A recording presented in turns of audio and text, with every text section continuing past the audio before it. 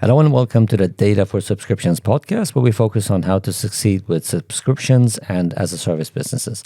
Today I have the pleasure of welcoming Jonas Wallenius back to the show. Welcome, Jonas. Hello, Behdad. It's good to be back. So last time we met, we spoke about library of pain, and you talked us through a concrete example of how data problems can become growth inhibitors. Today, we're going to take the next step, going back to the library of pain to talk about another chapter of yours, this time looking at profit killers and specifically revenue leakage. Yeah, exactly. So the library of pain, I usually categorize the pains into three types. We have growth inhibitors, like we talked about last time.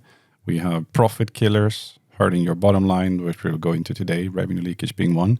And then transformation or optimization blockers, which are more like saving time or being more efficient as transformation. Do you see many companies struggling with these challenges? Unfortunately, I do. And we have an internal joke, sort of like, you won't get it until you have tried and failed. It sounds funny, but it's actually true. Sadly true. Yeah, and it's usually a lot about unknowns, about being unaware of that these problems even exist. And it's kind of hard if you think about it. How can you know that profit is lower than it's supposed to be? What do you have to compare with, right? Usually people just see what is there, the reality they have today. And it's sometimes hard to envision how it could be better. And that's when they end up in the library of pain. Okay. Can you give us a concrete example of this profit killer? Yeah, sure. So today I want to go a bit deeper than last time. We're going to get a bit more technical. I hope that's okay. So I'm going to tell you about a story, a customer we had that was providing Wi-Fi connectivity to travelers. Right. It could have been boats or planes or trains or buses. It doesn't really matter right now, but it was a complex setup. They had satellite internet, they had multiple countries, multiple vendors, telecom operators, generations of hardware, and of course, selling this service, Wi-Fi, they had to track the usage both in order to bill their customers, it's a usage-based business, but also to settle with their partners, right? And this is not a small company we're talking about. They had over $1 billion in annual revenue. What happened was that they had figured out that they had a little bit of a unstructured sales process. So they started by introducing a product catalog or a configure price quote system to get a better hold of quotes and offer structures. And then as a part of this project where we came in, concerned automating their billing process to deal with revenue leakage, that was an ultimate consequence of this deal structure, among other things. So it sounds like there were many moving parts. When it comes to usage data, what was going on there? Yeah, so that's a good place to start. And if we look at how they collected the usage, first of all, the usage data.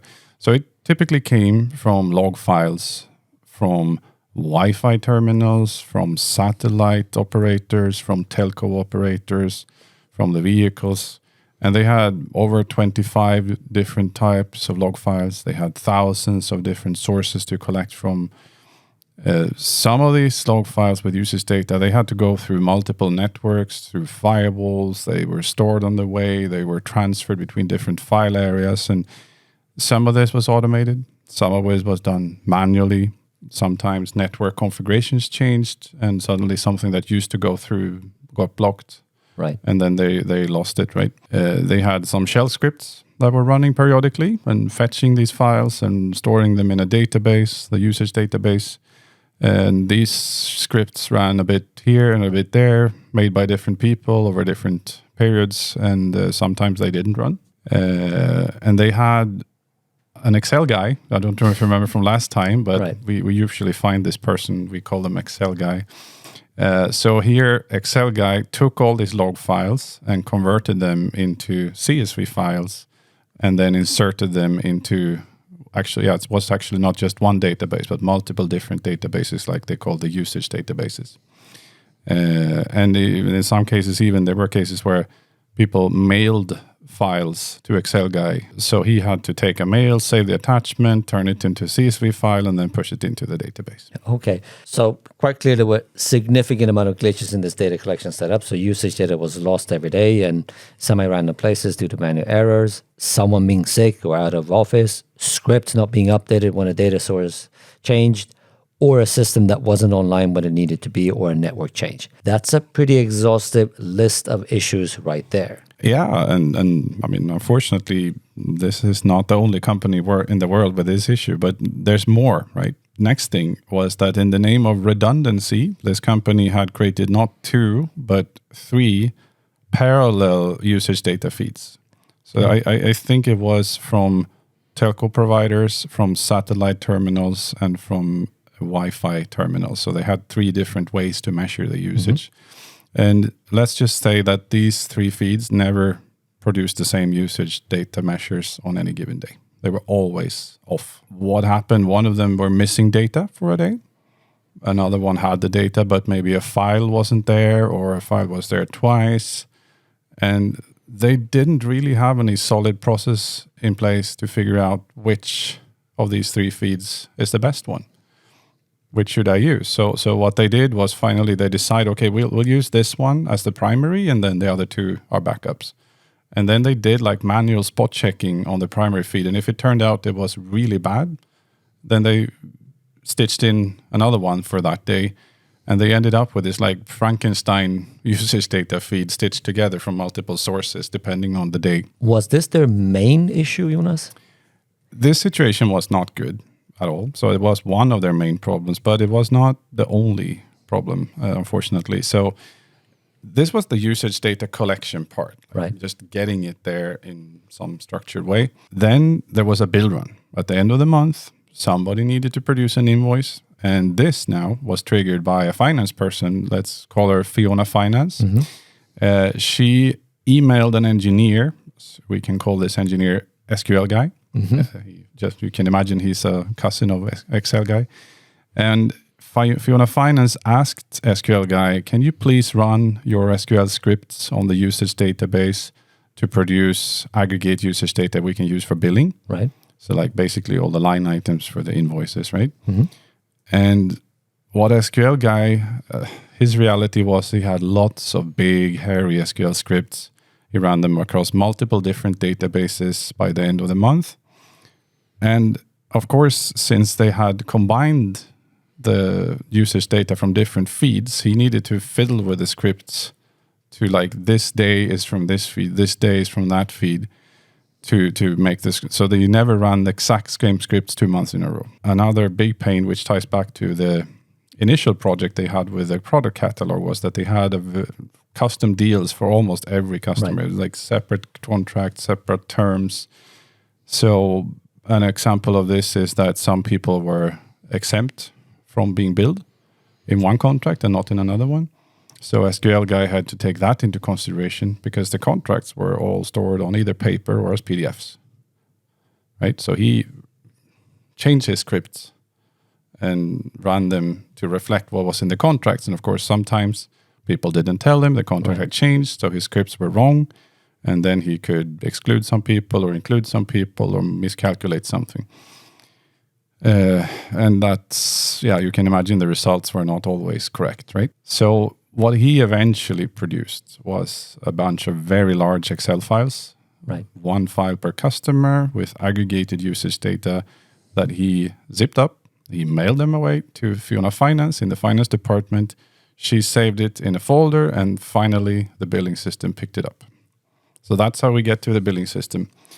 And it's not the straightest path I have ever seen in my life. Quite clearly. So going through this long list of issues, taking it back to the business issue, how is this connected to their main pain point, meaning revenue leakage or profit killer, where we started? Yeah, great question. So like this was the reality on the floor, so to speak, right? They had manual processes operationally, system handoffs, data sources, Excel files, mailing.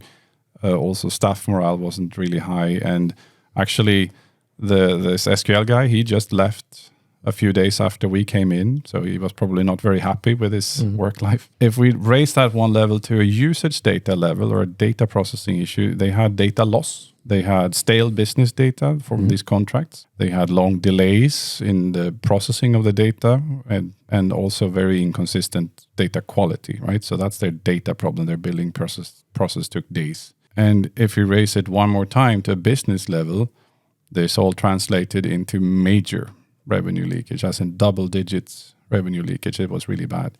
And you can see how Fiona Finance was not happy at all, but she was unable to fix it. She got the mail from the other people with the Excel files. That's her world.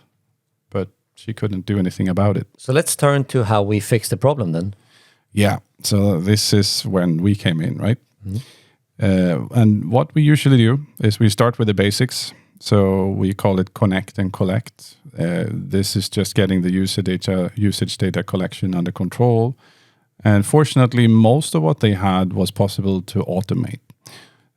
We could connect to all these different data sources automatically, fetch the data, make sure we didn't lose it once we captured it. If connections were shaky, we could set up automatic retries to get it again.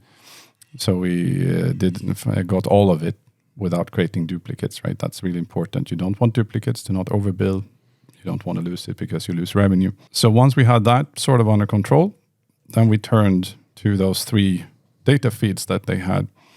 And they wanted to keep those because all of them were relevant, right? And then with the automated collection, they were better, but not perfect. And we sat down with them and asked them, how do you actually decide which feed to use on a given day? And it turns out that some of them were fairly simple rules you could use and some were more heuristic-like. So what we did was to build an automated data quality validator that chose which feed to use. It read all the 3 feeds and then it chose which one was the best day by day. And then we got the data quality up to acceptable levels at least. And once that was done, we could do our usual work of correlate, validate, clean the data. And then we reduced all those 25 different sources into a single common format. Any broken records or corrupt records, we could store those so it could be manually repaired to avoid losing that revenue as well. And finally, this high quality data got pushed into their billing database automatically. Right. So Fiona didn't need to save email attachments anymore. So I can see that this is a significant milestone for the customer, and we largely eliminated the revenue leakage issue. What about the custom contract issue that you mentioned earlier? How did we solve for that? So what we did there is something we usually do. We call it enrichment. So we added automated lookups when a usage record came in. We then take that record, look at who's the customer, what is the product. So look up in their CRM or their product catalog to find out who's excluded from billing. What is the contract terms for this person? How should I process it? How should I categorize this record? And by doing that in an automated way, we always took the latest contract information. So there was no more stale business data like that. And we found, all kinds of weird little problems on the way. Like some contracts defined a megabyte as 1,000 kilobytes. Some contracts defined it as 1,024 kilobytes. That's also another source of revenue leakage, right? So we also added an alerting module for when we found weird things in the lookup data, so we could alert them to, hey, here's a problem that you need to go fix. And that saved them also a lot of pain, actually.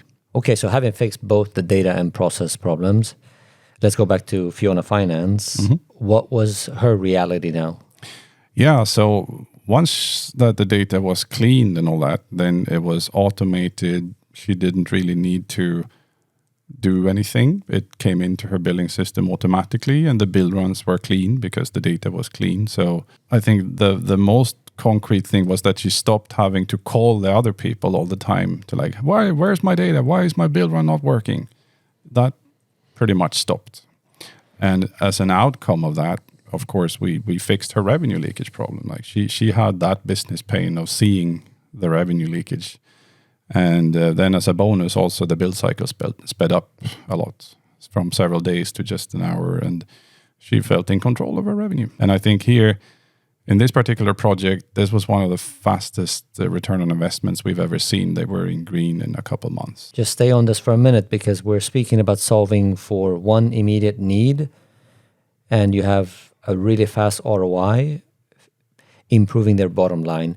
Still, you've talked about many other aspects that you unlock when you get on top of managing your usage data. So it's the appealing situation, so to say. Yeah, no, there were other positive outcomes for this customer. besides the fact that we fixed the revenue leakage, automated processes, and sped up the build cycle. But I figured maybe we can take that another time, because I have another story to tell about what happened when we started connecting their operational data people with their business people. It's a story in itself, so we can take that next time maybe. All right. So when we look at situations, we said, unfortunately, there are many companies that are suffering from the same situation. Obviously, we believe that DigitalRoute's solution when it comes to managing usage data is a really strong option, perhaps the best option. But frankly speaking, is it the only way you can address this, Jonas? No, it's not. Let's look at your reality. If you have a situation, you're processing usage data, but data volumes are pretty small, maybe you just have one or a few data sources, they're pretty static, then maybe you can run that manually or with Excel or home-built scripts or some integration tool you have. And that probably works fine. You probably won't have that much revenue leakage. But when you start growing your business and stuff like more handoffs, system handoffs, Excel guy, these symptoms appear, and then it starts to break down and your data volumes go up, your data sources go up, eventually you will probably have more revenue leakage than you're aware of. And the hard part is that you don't really know that you have it, right? How would you know? You need to spend some serious effort hunting it down, running a project for it, because it's almost never one single thing to fix. Right. That's really sneaky with revenue leakage problems. It's rather many different causes that together add up to create and hurt the leakage and hurt the bottom line. So it's sort of like death by 1,000 paper cuts kind of situation. So I can see that, and I think that's a fair perspective that you have. On the other hand, my view is that you said yourself that this is a little bit like dealing with the unknowns, an unknown, which to me speaks quite highly that you want to probably do your best to avoid putting yourself in the situation. I'll just leave it at that. Jonas, any final advice you want to send with us and our listeners? If increasing profitability is your main business concern, which it is for many in these times, then maybe the first thing you need to ask yourself is just this question: how do I know that I'm not leaking revenue? It's a great question. And if you don't have a good answer to that, then come to us and let's run a pilot, and let's put some people in, let's sample some usage data flows together, see if we can find manual steps where causing problems or system handoffs that are not stable. Those are very common points where you have revenue leakage. And if we find something, then let's fix it together. That's a great point to end on. Thank you so much, Jonas. And thank you all for listening. Thank you, Behdad. Take care out there.